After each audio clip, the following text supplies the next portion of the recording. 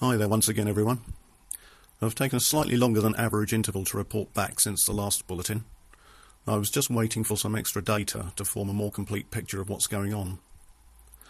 Firstly, however, I'd just like to mention that this may be the last update from the Economy Watch, at least from here on YouTube. I'm sorry to say that our all-powerful hosts have been making it increasingly difficult for me to get these reports out, and I fear that the time is fast approaching when I shall be permanently locked out of this account. I had thought that my problems with YouTube were limited to their suppressing my material from appearing in search results in certain countries, but it seems life's getting tougher from the admin side of things as well. I don't want to waste valuable time bleating about the hoops I have to increasingly jump through just to publish these reports. I'd sooner just up sticks and move elsewhere where the hosts are less obsessed with wanting to know all about me, shall we say. So if this is the last you ever hear from me via this portal, then you'll know the reason why. Now, quite a lengthy report this time, so I'll crack straight on and begin with the intriguing saga of the great German gold repatriation, which you may or may not have heard about. By a strange coincidence, and I'm assuming it is a coincidence because I really don't believe that I'm that influential, shortly after I published the report obtainable here entitled The Greatest Swindle Ever, which explained how bullion banks around the world have had their stocks covertly infested with counterfeit gold bars for decades, and how the last country to reclaim their gold would end up with nothing, the German government decided to call home their overseas held portion of their not insubstantial 3,400 tonnes of gold reserves, 1,500 tonnes of which has been on deposit with the Federal Reserve in New York for several decades.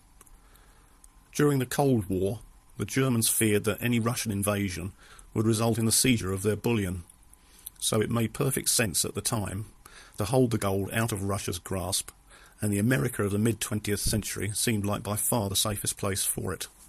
However, times and circumstances change, and there has been a wave of astonishment and alarm in financially astute Germany over the revelation that the country's gold holdings have never been properly audited. There have been demands from within the country to repatriate all foreign-held gold, including 375 tonnes held in Paris, ostensibly against the ongoing possibility of further financial crises. Germany's request to the Fed did not go down well, though. The US Central Bank expressed concern that the move was likely to be taken as an indication of distrust in their custodianship role, and lead to other repatriation requests by other countries who also had their gold stored there. And indeed, this has proved to be the case, with observers questioning whether central bankers had now lost faith in each other. Even more incredible to contemplate is the fact that the Federal Reserve, like the Bundesbank, has never carried out an audit of the gold it is responsible for. If you're a reasonable, rational person reading this, you may justifiably dismiss me as some sort of conspiracy nut. But I swear it's the truth, incredible as it seems, and a few minutes of digging around on the web will confirm it for you. It really is a quite extraordinary situation. Anyway, German expectations for a speedy and complete repatriation of the country's gold reserves have been dashed. Following much grumbling and bad-natured negotiations between Berlin and New York, an agreement has been reached which is only going to fuel rumours on the extent of the Fed's reliability as custodians of other countries' wealth. The Germans will only be recovering around 1/5 of the gold the Fed supposedly holds for them. And what's more, the Fed has, for some cough unaccountable reason, been granted 7 years to complete on the delivery. So if you thought only the little guy ever got shafted by the world's bankers, please now spare a thought, and your prayers, for Germany, which it is clear in these difficult times is no longer as rich as she thought she was. Next time, if YouTube permits, I plan to examine what happens when the official price of gold, as the fixed price in every sense of the word, loses its credibility and gold begins to trade at a price dictated instead by true supply and demand, and the unavoidable change in economic realities that will one day force this dichotomy. Now, turning to events in the US, you will no doubt recall all the buzz that surrounded the so-called fiscal cliff and its apocalyptic end-of-year deadline of the 31st of December, when, if the world hadn't already been wiped out by a rogue asteroid 10 days previously, it surely would have been when the $1 trillion worth of automatic spending cuts kicked in. However, the fateful date came and went with barely a murmur surrounding the passing of the supposedly catastrophic date. What happened, you may understandably inquire? Well, if you had to guess, your guess would probably be right, because once again they kicked the can down the road, and the revised date for the end of life, the universe and everything as we know it is now the 1st of March. So basically, unless the Democrats and Republicans can come up with a compromise plan to get spending under control and raise taxes, the much dreaded automatic cuts will kick in less than 1 month from now. And they'll need to, because on the 27th of March, the US government will run out of money. And it is believed by many that extending the debt ceiling once again could send all the wrong signals to America's creditors, leading to a rush to get out of treasuries and a consequent catastrophic surge in US interest rates. Some ingenious fellow came up with a cunning device to get the Fed off the hook under this scenario if the worst came to pass. The US central bank would mint a platinum coin weighing a pound or so and containing some nominal amount of the precious metal, several $1,000s worth perhaps, but no more, but it would have a face value stamped on it of, wait for it, $1 trillion. The Fed could then add this coin at its face value to their balance sheet and thereby become miraculously solvent again. I had assumed that this was some sort of joke when I first heard about it, but it turns out the idea was seriously proposed and given much consideration before it was decided that if the ploy failed, which it had a substantial chance of doing, then the consequences could have been grave and a run on the dollar precipitated rather than held at bay.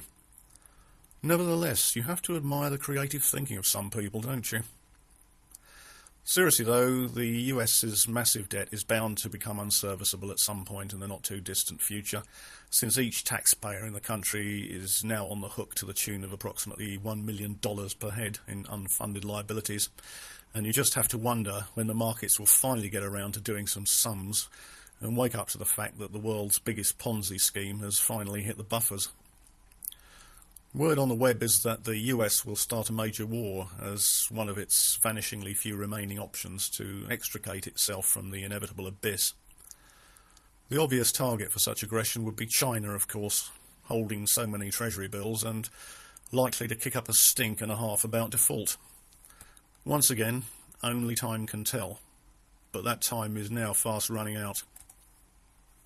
Now I'd like to turn to our old favourites, the banks, and their seemingly insatiable desire to separate hard-working, honest people from their cash. I've been around a while now. I've been fascinated by banking and economics for nearly 40 years. I'm of a generation who can still remember when the banking profession was almost universally regarded as being the height of respectability. This will seem crazy to younger people, I'm sure, but there was a time, a third of a century and more ago now, when bankers were held up as pillars of society and the bedrock of local commerce. It is mind-boggling when I think back at the esteem they once commanded and contrast it with the opprobrium and contempt with which they are held in today. Even though the Libor scandal is still very recent, there have been two more important banking scandals since then.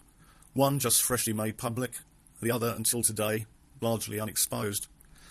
I'll briefly mention the former before outlining the latter. It concerns the selling of interest rate swaps to small businesses. These instruments were never intended to be sold to small business people. They are relatively sophisticated and opaque devices which corporate treasury managers and the like could avail themselves of to mitigate interest rate risk. There is all the difference in the world between the financial sophistication of the multinational corporation's chief financial officer on the one hand and a provincial small shopkeeper, for example, on the other. They simply do not stand comparison. In spite of this, however, the banksters still saw fit to flog these wholly unsuitable products to thousands of their small customers who were defrauded out of substantial sums of money when interest rates subsequently moved against them, as the banks must have known all along would surely happen. Anyway, this matter is now being dealt with in the UK by the relevant authorities, and we can but hope that, although the guilty will never be jailed, as is the custom nowadays, at least the wronged will be adequately compensated. So let's leave this matter in the capable hands of those properly charged with its resolution and move on to the scandal in waiting I broached upon a moment ago. I have either personally known or have heard about city traders who have left the employment of the banks they were employed with and set up by themselves, trading on their own account. Sometimes this is through free choice, other times it's through redundancy. But in every case, as I shall explain, these people are at severe risk of becoming the next lambs to the slaughter and losing their shirts, pants and everything else to the blood-sucking parasites they formerly worked for. I initially became suspicious because it seemed odd that people who had proved themselves well capable of making money in challenging markets suddenly crashed and burned when they chose to do precisely the same thing on their own account. Bonuses and severance packages accrued over years amounting to several £100,000 were typically sucked away back into the insatiable bellies of the banks in the space of just a few short months. Now, don't get me wrong here. I realise that highlighting the plight of city traders whose speculations have cost them their savings is unlikely, to say the least, to elicit much sympathy from my subscribers. But I report this not out of concern for the traders, who are essentially professional gamblers and must stand or fall on the bets they place, but rather because it is usefully illustrative of the limitless greed and sheer deviousness of this plague on mankind we know as the banking industry. So how, I hear you ask, do the banks pick the pockets of these traders? Well, there are two principal strategies at play here which give the advantage, as usual, to the big players. When a trader quits a trading room job and sets up from home, he will probably think he's made a pretty smart move. He or she will not see any valid reason why they should not be able to replicate the performance they were able to demonstrate from their desk in the city. At first sight, there appears to be no difference in circumstances. You even get more time to study the market since you're not commuting time to waste getting to and from the office. You open up a trading account with one of the many firms who compete for the business of such private individuals as yourself, and you get your screens up in your home office with your broadband connection, your news feeds from Bloomberg, CNBC or whatever to keep you abreast of developments in the big wide world. You top up your trading account with, say, 300 grand and away you go. What could possibly go wrong? Well, as I said, there are two significant hidden problems at least to be contended with. Line latency and transparency. Speed is absolutely critical, now more than ever so. In the current day and age, it doesn't take that many milliseconds worth of delay in receiving of a news flash or executing a trade to make all the difference between coming out ahead or behind. But line latency can be blamed on all sorts of things: distance from an exchange, propagation delay, satellite delay, number of routers in a circuit, all sorts of perfectly innocent phenomena. Of course, the fact that the banks invariably have their offices in the heart of cities does give them the edge in communications, but that doesn't necessarily amount to anything underhand. Our private dealers have every right to relocate to the city if they had a mind to, and could afford the rents, of course. So what of the other aspect? Transparency. This is a very different kettle of fish. The broker through which our private dealers trade will typically be an arm of a commercial bank, which provides a portal into the market for clients who wish to trade. The snag here is that the brokers can see all the clients' deals in real time and can, if they are not scrupulously honest, watch clients' trading activities and quickly build up a picture of the methodology behind their trading. Once a trader's strategy has been figured out, it's a simple matter to actively trade against them and to relieve them of all their cash. A bit like a poker game if you think of it that way. As far as the dealer's concerned, if he's wide-eyed and innocent and trusting in his broker, it's just him playing the market, and he won't understand why he's suddenly suffering an unaccountable prolonged losing streak. His 300 grand initial deposit will quickly vanish, and he'll get a call from the broker to say he needs to top up his trading account again, and again, and again. Eventually, our trader will be wiped out. This is, of course, assuming the broker, aka bank, typically, would be so dishonest as to indulge in such a vile practice. Surely the banks still have honour enough not to defraud clients in such a despicable way? Well, no. Sadly, as it happens, they don't, and actively trading against clients is a widespread practice. And if you think about it and apply what we've learned about the banks over the last 10 or 20 years, you really shouldn't be at all surprised. It's just yet another scheme to fleece customers, like all the others they've ever dreamed up.